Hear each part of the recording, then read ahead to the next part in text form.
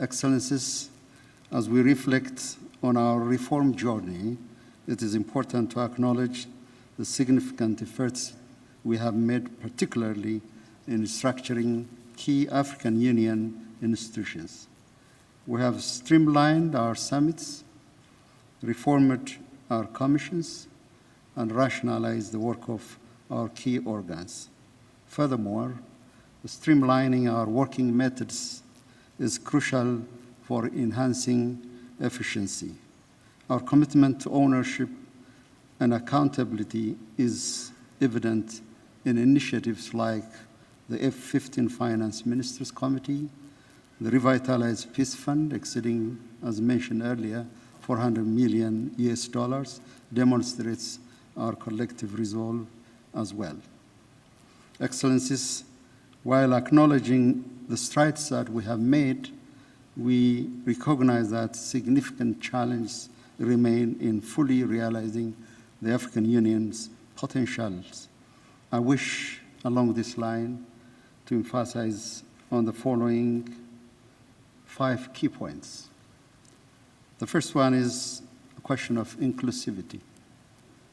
This retreat provides a crucial framework for building consensus and engaging in meaningful discussion on the priorities of key reforms. While this platform undoubtedly provides significant impetus for AU reform, it will serve, Mr. President, as a foundation for a more robust and inclusive engagement with all member states, ensuring that their valuable contributions are effectively incorporated into the reform process. Second, probably a question that is pretty much dear to us is a question of financial sovereignty. The new global geopolitical and economic landscape and the weakening of multilateralism underscores the urgent necessity of the African Union reform agenda. Self-sufficiency, not merely in innovative financing mechanisms, but also in cultivating an enabling environment across diverse sectors is imperative. Excellencies, recommitment is insufficient. We must treat this reform as a matter of the survival of this very institution. On a personal note, the recent inauguration of Ethiopia's restored national palace, standing in front of the African Hall, serves as a touching reminder of the immense time, dedication, and visionary thinking invested by our forefathers in establishing the African Union, the first continental organization. Jomo Kenyatta, Kwame Nkrumah, Haile Selassie, Secretary Gamal Abdel Nasser, and many more.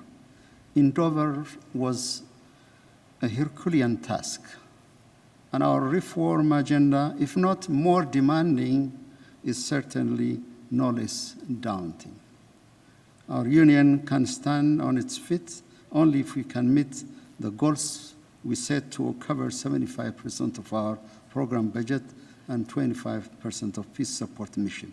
In this connection, we have to advance creative financing, including by encouraging private investment from our continent. Third, prioritizing and streamlining the EU agendas. If we want to ensure a laser-focused sight on critical reform areas, maximize impact, and effectively allocate resources, prioritizing and streamlining the EU's agenda is of a paramount importance. It is also equally important to make sure we pursue a comprehensive study on the division of labor among the EU regional economic communities and member states must remain a priority. Fourthly, fostering a culture of strong dialogue. Regular and in-depth discussion, as we are doing today, such as the one we are partaking, are vital. This approach will also facilitate the effective support of my brother, President Ruto, in championing the Africa Union reform agenda. Moreover, we need to further foster a strong political will for the successful implementation of this reform agenda. Fifth, enhancing the coherence and synergy of AU initiative on the global stage. While we have successfully articulated our collective interest on the global stage, challenges remain in ensuring that our various initiatives are effectively coordinated and mutually reinforcing. We must strive for greater coherence and synergy to maximize our impact on global issues. At this particular moment, I would like to welcome the progress made in securing predictable and sustainable financing for AU-led peace support operation through UN-assessed contribution through the adoption of United Nations Security Council Resolution 2719/2023. One of the critical shortcomings in considering this partnership is the fact that the AU doesn't have a dedicated peace support operation directorate, as we have at the United Nations. Therefore, it is critically urgent and important that we have to put in place a structure that reflects the UN Security Council resolution, particularly the peace support operation. In conclusion, a robust and concerted effort from all stakeholders to achieve tangible outcomes through the effective implementation of the reform agenda is imperative. The success of this endeavor hinges upon our collective political will. Let us therefore work together to ensure that the African Union emerges as a stronger, more unified, well-equipped, effective institution to address the challenges of the 21st century. I reaffirm Ethiopia's full support to Your Excellency, President Ruto.